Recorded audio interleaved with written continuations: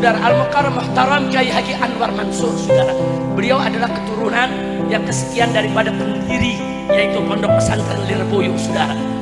Kiai yang sudah sepuh, kiai yang tiap hari ngajar berdasarkan kesaksian para santrinya, saudara. Itu dari jam 7 pagi sampai jam 12 nggak bergerak dan tempat duduknya, saudara. Buka kitab bacakan, buka kitab bacakan, saudara. Hanya hal-hal yang sepele itu kiai dicaci maki, itu kiai direndahkan. Kurang ajar tidak? Insya Allah, saudara, hati-hati ya. Kemarin habaib yang diserang, sekarang lagi giliran kiai. Ini giliran santri-santri, saudara. Ada yang bilang itu kehidupan pesantren, kehidupan feodalisme. Itu kehidupan memperbudak. Santri diperbudak, santri disuruh kerja, saudara. Bahkan nggak sampai di situ. Kejelekan oknum-oknum di pondok-pondok pesantren, berbagai pondok pesantren diangkat. Ada oknum yang memperkosa, ada oknum yang bicara jelek, ada oknum yang berperilaku tidak baik. Itu dijadikan dasar semua pesantren, saudara, dianggap, saudara, tempat sampah kejelekan. Kurang ajar tidak? Saudara, ada pihak-pihak yang ingin memecah belah kita. Saya langsung saja menyatakan ini adalah operasi intelijen hitam. Operasi mereka-mereka yang benci kepada Islam, saudara. Ini bahaya. Kemarin ini target mereka habaib. Hancurkan habaib, fitnah nasabnya, bubarkan pengajiannya, bongkar kuburannya. Di mana-mana, saudara. Dan saya sudah ingatkan dari beberapa bulan yang lalu, ingat, ini bukan hanya habaib yang akan dimusuhi. Besok begitu habaib sudah mereka hancurkan, mereka akan hancurkan kiai, mereka akan hancurkan pesantren, mereka akan hancurkan santri, saudara. Dan hari ini terbukti, saudara. Begitu mereka merasa sudah berhasil mempermalukan habaib, menghina habaib, memfitnah habaib, lalu apa yang terjadi sekarang, saudara? Kita lihat, begitu ada sebuah pondok pesantren rubuh, saudara. Pondok pesantren bersejarah, itu pondok pesantren tua Al-Khazini, saudara. Pondok pesantren Buduran di Pasuruan, saudara. Sidoarjo, saudara, Jawa Timur. Apa yang terjadi? Oh, langsung digoreng sama mereka yang anti Islam. Digoreng, kiainya dimaki-maki, kiainya disalahkan, saudara. Bahkan kiainya dituntut supaya dipenjara, dianggap itu kejahatan kiai, kejahatan pesantren, saudara. Nggak sampai di situ, video kerjasama santri membangun pondok pesantren Lirboyo, saudara, yang sekian lantai itu lagi ngecor, biasa santri kerjasama, betul? Betul, langsung diekspos. Apa dia bilang? Lihat tuh pesantren Lirboyo, santri diperbudak, kiai-kiainya jahat. Kurang ajar tidak? Kurang ajar tidak? Pondok-pondok pesantren mulai dihina. Anda buka medsos, Anda buka Twitter, saudara, Anda buka TikTok, di mana-mana kiai dihina-hina, pesantren dihina-hina. Mereka terus cari-cari dasar, saudara, cari-cari celah untuk menghina semua pesantren. Betul? Sampai, saudara, pimpinan Lirboyo, saudara, Al-Mukarram Muhtaram Kiai Haji Anwar Mansur, saudara. Beliau adalah keturunan yang kesekian daripada pendiri yaitu Pondok Pesantren Lirboyo, saudara. Kiai yang sudah sepuh, kiai yang tiap hari ngajar berdasarkan kesaksian para santrinya, saudara. Itu dari jam 7 pagi sampai jam 12 nggak bergerak dan tempat duduknya, sudah. Buka kitab bacakan, buka kitab bacakan, saudara. Hanya hal-hal yang sepele itu kiai dicaci maki, itu kiai direndahkan. Kurang ajar tidak? Insya Allah, saudara, hati-hati ya. Kemarin habaib yang diserang, sekarang lagi giliran kiai. Ini giliran santri-santri, saudara. Ada yang bilang itu kehidupan pesantren, kehidupan feodalisme. Itu kehidupan memperbudak. Santri diperbudak, santri disuruh kerja, saudara. Bahkan nggak sampai di situ, kejelekan oknum-oknum di pondok-pondok pesantren, berbagai pondok pesantren diangkat. Ada oknum yang memperkosa, ada oknum yang bicara jelek, ada oknum yang berperilaku tidak baik. Itu dijadikan dasar semua pesantren, saudara, dianggap, saudara, tempat sampah kejelekan. Kurang ajar tidak? Saudara. Iya, kiai tidak maksum, sama dengan habaib tidak maksum. Iya, di antara habaib juga ada orang yang tidak bagus, betul? Di kiai juga ada yang perilakunya tidak bagus, saudara. Tapi jangan oknum satu dua yang tidak bagus terus dipukul rata, dianggap semua ulama jelek, semua pesantren jelek, kurang ajar itu. Saya mau tanya sekarang ini masyarakat Jakarta Barat, kalau ada orang Jakarta katakan 5 atau 10 orang nyolong, mau gak dibilang orang Jakarta semuanya adalah maling? Boleh begitu? Boleh dibilang orang Jakarta maling itu semua gara-gara yang nyolong 10 orang, mau dibilang maling? Apa boleh dibilang maling? Enggak boleh. Ada 1-2 ustadz, saudara, salah, saudara. Apa boleh dikatakan semua ustadz, semua kiai salah? Boleh dikatakan semua kiai salah? Ada habib yang nggak benar, 1-2 habib. Apa boleh dikatakan semua habib pemabuk, semua habib maling, semua habib jahat? Boleh? Nggak boleh, saudara. Maka itu pakailah kecerdasan kita, jangan kita kena hasutan. Maka itu betul yang dikatakan Kiai Haitami tadi, kita harus bersatu. Siap bersatu tidak? Siap bersatu tidak? Saudara, hati-hati ya, jangan kurang ajar kepada ulama, jangan kurang ajar kepada kiai, saudara. Jangan. Saya sedih sampai meneteskan air mata. Ada kiai, saudara, yang pondoknya rubuh, 66 santri atau 67 santri meninggal dunia dalam keadaan sedih, terus diserang, dicaci maki, dijelek-jelekin, saudara. Apa? Terus Kiai Haji saudara Anwar, saudara, yang kemarin ini di Lirboyo, saudara, Kiai Haji Anwar Mansur, saudara, Masya Allah, sudah sepuh, orang tua, muridnya puluhan ribu, saudara, sudah menyebar di mana-mana tempat bikin pondok pesantren. Siapa yang nggak tahu Lirboyo, saudara? Itu gudangnya kiai, melahirkan berbagai macam ulama, termasuk guru di pondok pesantren Markas Syariat. Kiai Haji Asep Jailani itu juga lulusan Lirboyo, saudara, yang kitabnya dipakai di Hadramut, saudara, untuk dipelajari di majelis-majelisnya habaib. Masya Allah, saudara, ini nggak sembarangan. Hanya gara-gara persoalan kecil, saudara, wah, dihebohkan. Nggak sampai di situ, saudara. Ada tamu datang ngasih duit ke kiai, wah, difoto, langsung dibilang, saudara, ini kiai cuma ngumpulin harta, ini kiai memperkaya diri. Kurang ajar. Saya mau tanya semua yang ada di sini, saudara, tamu ngasih kiai duit, boleh gak? Boleh gak? Halal tidak? Tuh kiai nggak nipu, tuh kiai nggak minta. Ada apa, saudara? Hanya gara-gara satu amplop kiai langsung digelek-gelekin. Kiai doyan duit, kiai ngumpulin harta, kiai meres umat. Apa? Maka itu saya mau tanya nih semua di sini nih, siap bela ulama, siap bela kiai, takbir. Hati-hati, saudara, jangankan di pesantren, Pak, Bu, ya, di masyarakat Madura, Habib Hanif sering ke Madura ini, saudara. Itu masyarakatnya kalau datang kiai dari daerah, oh kiai datang dari Jawa Tengah, atau kiai datang dari Jakarta, atau Habib yang datang, itu satu kampung ngantri semua, saudara. Dia nggak kasih Habib kiainya pulang sebelum mereka cium tangan. Ini kayaknya bilang udah nggak usah, enggak, mereka sedih, saudara, merasa diabaikan kalau nggak disalami.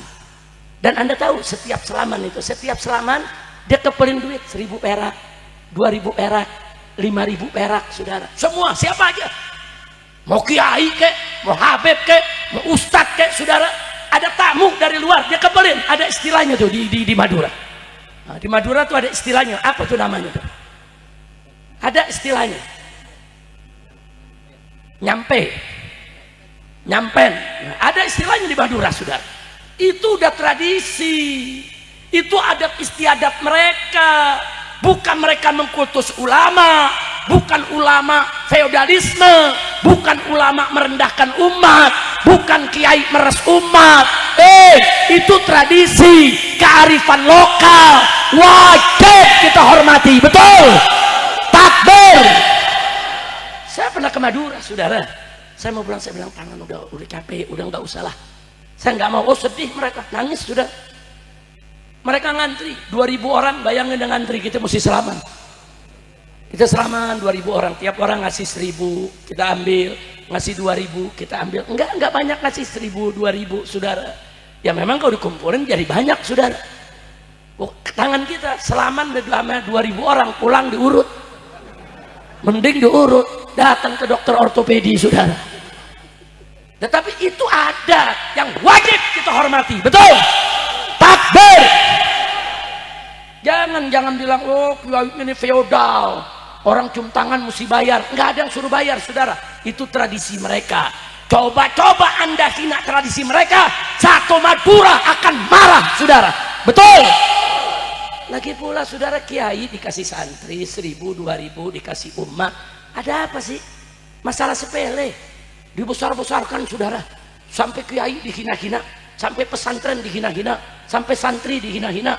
Nah sekarang saya mau tanya nih semua, siap bela kiai? Siap bela ulama? Siap bela santri? Takbir! Dulu pada saat saya pertama kali pulang dari Saudi Arabia saudara, saya ngisi di tempat Habib Hussein Al-Attas di pengajian Majelis An-Nur di Tangerang saudara. Selesai acara, saya diri di samping Habib Hussein. Ini yang selaman, setiap selaman ngasih 500 perak, ngasih 1.000 perak, saya tolak, ngasih 1.000 saya tolak, ngasih 5.000 saya tolak, pokoknya saya tolak saudara. Digewer saya sama Habib Hussein. Habib Hussein dia saudara, saya nolak dia. Begitu selesai saya dipanggil ke kamarnya. Habib Rizik, itu mereka ngasih 1.000 rupiah 500 rupiah karena mahabbahnya, cintanya. Jangan dikecewakan, nanti mereka kecewa. Masih mending kalau sekedar kecewa. Kalau mereka nanti suudzon, oh Habib dikasih 1.000 ditolak, maunya 5 juta kali ini. Nanti kalau mereka suudzon kan jadi dosa. Terima. Soal nanti setelah kumpul antum mau sedekah lagi, sedekahin. Tapi terima. Ditegur saya saudara, maklum ini kan murid baru nih, baru pulang dari Saudi, nggak tahu tradisi saudara. Saya tolak, bukan tolak karena sombong, memang saya nggak sampai hati mengambil, nggak enak, malu. Tapi setelah saya diberikan nasihat, digewer oleh Habib Hussein Al-Attas saudara. Habib Hussein Al-Attas ini cucu daripada makam Keramat Empang saudara. Nah, njitnya Habib Ahmad Lel, mana Habib Ahmad? Ada di atas. Nah, bin Muhdar bin Hussein saudara. Digewer, nggak boleh. Nah semenjak saat itu saudara, saya tidak pernah menolak. Hatta diberikan cuma 200 perak, 50 perak saudara, terima. Itu dalilul mahabbah, itu ramzul mahabbah. Jangan kecewakan umat. Itulah yang dilakukan oleh para kiai kita, bukan kiai-kiai kita meres umat, betul? Maka itu saya mau tanya, ini yang ngejelek-jelekin kiai sekarang kurang ajar tidak? Saya mau tanya, biarkan atau lawan? Biarkan atau lawan? Takbir! Baik saudara, supaya anda tahu saudara, gimana sih jasa para ulama kita saudara. Bapak ibu yang saya cinta, pesantren itu udah ada sebelum Indonesia lahir. Indonesia belum ada, pesantren udah ada, kiai-kiai udah ada. Dan di zaman penjajahan Belanda, siang kiai buka kitab, malam hari kiai angkat bedil, serbu posko-posko penjagaan Belanda saudara. Kalau di Betawi, Bekasi terkenal Kiai Haji Nur Ali saudara. Kiai Haji Nur Ali ini saudara di Bekasi, siapa yang nggak tahu saudara? Siang buka kitab, malam angkat bedil. Beliau diangkat jadi pahlawan nasional saudara. Beliau pemimpin, beliau mujahid, ulama sekaligus pejuang. Nah, jadi saudara jangan main-main dengan ulama-ulama kita. Dulu tentara nggak ada. Jadi yang lawan penjajah saudara pada datang ke kita siapa? Tentara. Kita nggak punya tentara kok. Nggak ada tentara saudara. Yang melawan mereka adalah laskar-laskar Islam. Dulu kiai-kiai bikin laskar-laskar Islam. Pesantren-pesantren punya laskar-laskar Islam saudara. Laskar-laskar itulah yang bersatu perang melawan daripada penjajah saudara. Takbir! Dan akhirnya laskar-laskar tadi tahun 45 disatukan saudara, dijadikan tentara Indonesia saudara. Dan diangkatlah saudara Pak Sudirman menjadi panglima besarnya. Siapa Jenderal Sudirman? Beliau adalah ustadz di Madrasah Ibtidaiyah di Yogyakarta, saudara. Subhanallah. Tentara itu lahir dari rahim ulama. Tentara itu lahir dari rahim Islam. Tentara itu lahir dari laskar-laskar Islam, saudara. Jasa ulama, jasa pesantren dalam perjuangan kemerdekaan kita tidak bisa kita lupakan, saudara. Betul. Baik, sebelum saya akhiri, saudara, saya punya catatan. Saya mau tunjukkan kepada Anda biar Anda tahu, saudara, bagaimana perjuangan pondok-pondok pesantren kita, saudara. Mari kita lihat, saudara. Pertama yang saya mau tunjukkan kepada Anda semua, pesantren tertua di Indonesia berdasarkan catatan sejarah masyarakat Aceh itu adalah Dayah Cotkala di negeri Perlak, saudara. Dayah itu artinya pesantren. Orang Aceh bilang Dayah. Pesantren Cotkala Perlak, saudara, pesantren tertua di Indonesia, itu sudah didirikan tahun 899 Masehi Miladia. Artinya 1225 tahun yang lalu, saudara. Di zaman khalifah-khalifah kekhilafahan Turki Utsmani dan lain sebagainya, mereka sudah masuk dai-dai ke Aceh, saudara.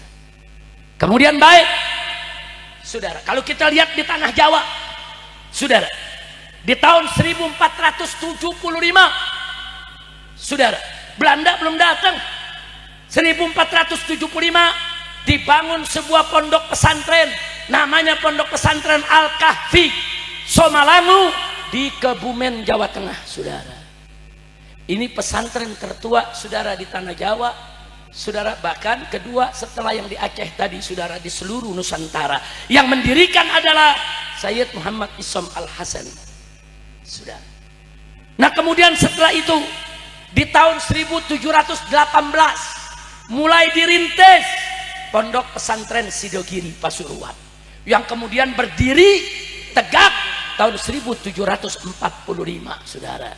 Tapi ngerintisnya dari tahun 1718, saudara. Siapa yang mendirikannya, saudara?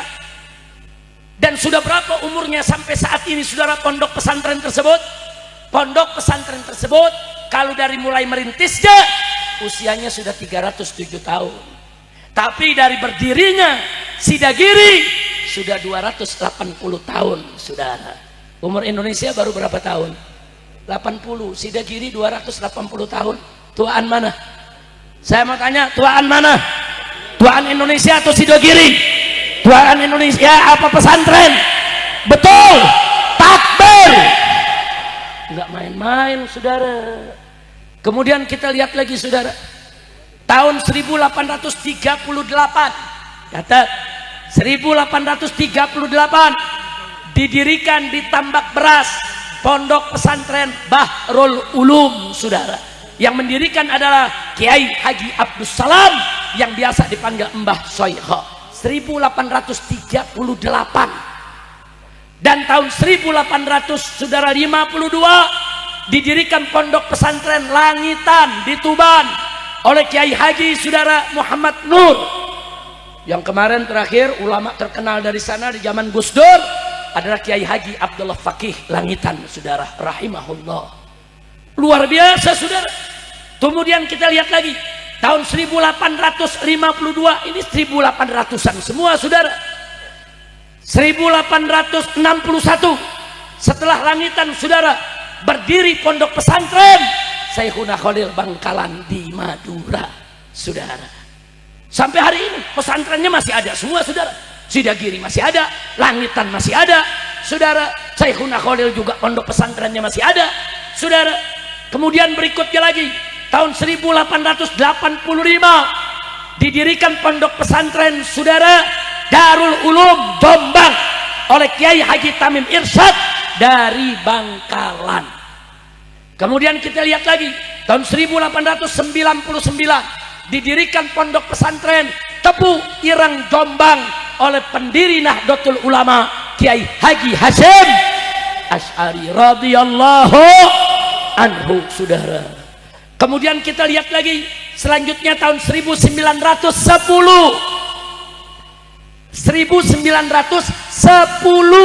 saudara, didirikan pondok pesantren Lirboyo di Kediri, saudara. Siapa yang mendirikannya, saudara? Kiai Haji Abdul Karim, yang saat ini, saudara, kita tahu dipegang oleh Kiai Haji Anwar Mansur, yang kemarin lagi diolok-olok, saudara, oleh kelompok-kelompok yang benci ulama. Kurang ajar tidak? Kurang ajar tidak? Dan kata dari Ponpes Lirboyo, saudara, lahir Kiai Haji Maimun Zubair, lulusan Lirboyo, saudara. Kiai Haji Mustafa Bisri, saudara, lulusan Lirboyo, saudara. Kiai-kiai besar sembarangan aja menghina pesantren, saudara. Baik, saya bacakan lagi di sini, saudara. Kemudian tahun 1912 kita pindah ke Sumatera, saudara. Didirikan pondok pesantren Al Mustofawiyah di Purbabaru, daerah Mandailing, saudara. Siapa yang mendirikannya? Syekh Mustafa Husain Al Mandaili. Kemudian tahun 1920, saudara, 1920 didirikan pondok pesantren Al Khazini Buduran yang kemarin rubuh, saudara. Didirikan 1920, sekarang kita udah tahun 2025, berarti umurnya lebih gak dari 100 tahun lebih, saudara. Jangan sembarangan menghina ulama, menghina pondok pesantren, saudara. Lanjut. Baik, tahun 1923 kita belum merdeka, saudara. Didirikan pondok pesantren Dinia Putri Padang Panjang, Sumatera Barat, yang mendirikannya seorang nyai, saudara, seorang perempuan, saudara. Siapa namanya? Nyai Rahma El Yunusiyah, saudara. Perempuan dari pesantren tahun 1923, saudara. Bahkan diangkat jadi pahlawan nasional. Nah, kemudian kita lihat lagi, saudara, tahun 1925 pondok pesantren Al Falah Ploso. Pondok pesantren Al Falah di Ploso, saudara, didirikan tahun 25 oleh Kiai Haji Ahmad Jazuli Usman, saudara. Baik, kita lanjutkan. Tahun 1926 pondok pesantren modern Gontor di Ponorogo didirikan, saudara. Yang dirikan Kiai Haji Ahmad Sahal, Kiai Haji Zainuddin Fanani, Kiai Haji Imam Zarkashi rahimahumullahu ta'ala.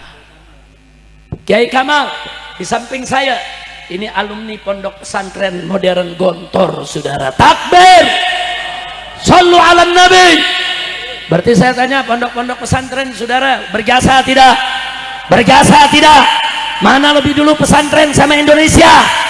Mana lebih dulu pesantren dengan merdekanya Indonesia? Pesantren, saudara. Baik, kita lanjutkan, saudara. Tahun 1930. Oh, ini menarik, ada beberapa pesantren berdiri, saudara. Satu di Sulawesi Selatan, pondok pesantren As'adiyah Sengkang Sumsel, saudara, yaitu Syekh Muhammad As'ad Al-Bugisi. Kemudian di tahun yang sama berdiri pondok pesantren Al Khairat di Palu, Sulawesi Tengah, saudara. Palu, Sulawesi Tengah, saudara. Kemudian ada lagi, masih 1930, pondok pesantren Ittihadul Islamiyah Lombok yang didirikan oleh Saleh Harhara, saudara. Luar biasa di mana-mana. Nah, baru pada tahun 1937 di Lombok didirikan pondok pesantren Nahdlatul Wathon, saudara. Nah, kemudian gak sampai di situ. Di tahun 1945, beberapa bulan sebelum kita merdeka, bulan Februari tahun 1945, didirikan pondok pesantren Darul Hadis Malang oleh Habib Abdul Qadir bin Ahmad Bilfaqih. Takbir, sallu ala nabi. Nah, sementara yang kita haulkan hari ini yaitu Habib Hasan bin Ahmad Baharun membangun pondok pesantrennya pada tahun 1981, saudara. Nah, kalau saya mau sebutkan yang kemari banyak, saudara. Ada Dalwa, saudara, ada pondok-pondok lain begitu banyak. Tapi tadi saya sengaja sebutkan yang sebelum kita merdeka, saudara. Jadi jangan, saudara, sekali-kali kita hinakan pondok. Mau kritik pondok silakan, mau kritik ulama silakan, mau kritik kiai silakan, tapi kritik ada caranya, betul. Kritik ada adabnya, betul. Takbir. Saya mau tanya semua yang ada di sini, apa Anda rela kiai-kiai kita dihinakan? Apa Anda rela pesantren-pesantren kita dihinakan? Apa Anda rela kaum santri dihinakan? Rela tidak? Siap bela ulama, siap bela santri, siap bela pesantren. Takbir. Shallu ala nabi. Saudara, jangan main-main sama ulama. Nabi mengatakan al ulama warathatul anbiya. Ulama itu pewarisnya para nabi. Saudara, kita tidak bertemu nabi, tapi kita masih bertemu dengan para pewarisnya, para ulamanya. Saudara, bahkan nggak sampai di situ, saudara. Nggak sampai di situ, Allah meninggikan kedudukan para ulama. Faqala ta'ala yarfa'illahu alladhina amanu minkum walladhina utul ilma darajat. Allah tinggikan kedudukan para orang-orang yang beriman dan mereka yang memiliki ilmu, saudara. Darajat, beberapa derajat ditinggikan oleh Allah. Artinya apa? Allah saja yang maha mulia memuliakan ulama. Allah saja yang maha tinggi meninggikan kedudukan ulama. Artinya kita sebagai hamba-hamba Allah wajib memuliakan mereka yang dimuliakan oleh Allah, betul. Wajib meninggikan kedudukan mereka yang ditinggikan oleh Allah, betul. Siap muliakan ulama, siap tinggikan derajat ulama. Takbir. Sallu ala nabi. Saudara, jangan kurang ajar kepada ulama. Oh, ada yang bilang, Habib, tapi kan gak semua ulama. Benar, saudara, iya. Ada ulama, ada ulama-ulamaan. Betul, saya nggak pungkiri. Betul, Bu, ada ulama, ada ulama-ulamaan. Ulama ngajak kita ke sorga, ulama-ulamaan ngajak kita ke sorga-sorgaan. Nah, saya mau tanya di sini, mau masuk sorga apa sorga-sorgaan? Jawab yang kompak. Bu, mau masuk sorga apa sorga-sorgaan? Betul. Kalau mau masuk surga harus ikut mau ikut ulama atau ulama-ulamaan. Ulama ngajak ke surga, ulama-ulamaan ngajak ke surga-surgaan. Makanya kita ikut ulama semua. Setuju? Setuju. Terus ada yang nanya, Habib, gimana cara ngebedain antara ulama dan ulama-ulamaan? Gampang. Mau tahu? Mau tahu? Kapan? Tahun depan. Tadi Kiai Haitami bilang tahun depan mau bikin lagi. Sekarang apa kapan? Kapan? Sekarang juga. Gampang, saudara. Cara membedakannya, ulama yang nuntun ke sorga pasti takut kepada Allah. Ulama-ulamaan nggak ada takutnya kepada Allah, saudara. Dalilnya Allah yang berfirman dalam Al-Quran, faqala ta'ala innama yakhshallaha min ibadihil ulama. Sesungguhnya hamba-hamba Allah yang takut kepada Allah adalah kalangan ulama. Jadi kalau ada orang ngaku dirinya ulama tapi tidak takut kepada Allah, bohong. Ulama yang istiqomah, ulama yang berjuang di jalan Allah, pasti mereka takut kepada Allah, sudah. Nah, jadi simpel aja. Pokoknya ada ulama yang nyatukan umat, ulama yang ngajarin kita ke jalan yang benar, ulama yang mengharamkan yang haram, menghalalkan yang halal, ulama yang mengatakan hak itu hak, batil itu batil, ulama yang ucapan dengan perbuatan tidak bertentangan. Nggak usah khawatir, itu dia ulama yang sejati, insya. Nah, kalau ada ulama, saudara, yang menghalalkan yang haram, mengharamkan yang halal, yang hak dibatilkan, yang batil dihakkan, saudara, menjual ayat-ayat Allah, saudara, ngadu domba umat, saudara, terang-terangan berbuat maksiat, dia nggak sholat, dia nggak puasa Ramadan, saudara. Kalau ditanya orang, Ustadz kenapa nggak sholat? Oh udah, Anda tadi sholat di Mekah, jadi wali, saudara. Sholat enggak, puasa enggak, ngaku jadi wali, wali setan namanya. Wali apa? Wali apa? Nah, kalau udah yang model begini, ini namanya ulamaan. Kira-kira jelas tidak? Paham tidak? Betul? Nah baik, sekarang yang terakhir, saya mau tanya nih semua, keseriusannya nih, bener apa enggak nih? Siap bela ulama? Betul? Siap bela pesantren? Siap bela kiai? Ibu, saya mau tanya, siap Bu bela ulama? Siap bela kiai? Anak-anak muda saya tanya, siap bela ulama? Siap bela kiai? Siap bela ustadz? Betul? Kalau dibilang radikal, lu jawab masa bodohnya kurang kompak lu. Pokoknya kita mau bela ulama, bela kiai, bela santri. Masa bodoh amat. Orang mau tuduh kita ekstrim, mau tuduh radikal, mau tuduh teroris, masa bodoh. Apa bu? Masa bodoh. Kalau orang Banten bilang sabodoh taing. Masa bodoh taing, saudara. Kalau orang Pasuruan Jawa Timur bilang preketek.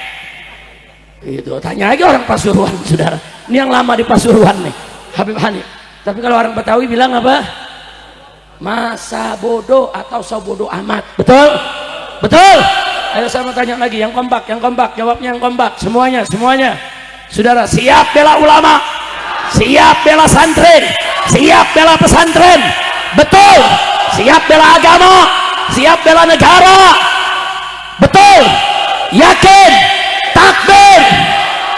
Kalau dibilang radikal, kalau dibilang ekstrim, kalau dimusuhin, kalau dipanggil polisi, kalau ditangkap, kalau diculik, kalau dibunuh, kalau dibilang nasabnya palsu, tuh Habib Hani paling kencang, masa bodoh. Masya Allah. Ayo jawab yang kompak, bu, jawab yang kompak ya. Semua nih, sekali lagi. Kalau nggak lulus awas loh. Yang semangat. Siap bela agama, siap bela negara, siap bela ulama, siap bela kiai, siap bela pesantren, siap bela majelis taklim, siap bela madrasah. Betul.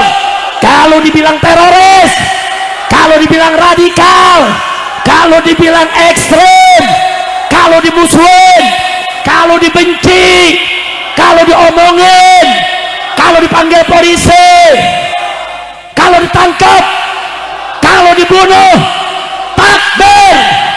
Angkat tangan sampai ujung sekali, semuanya angkat tangan. Takbir.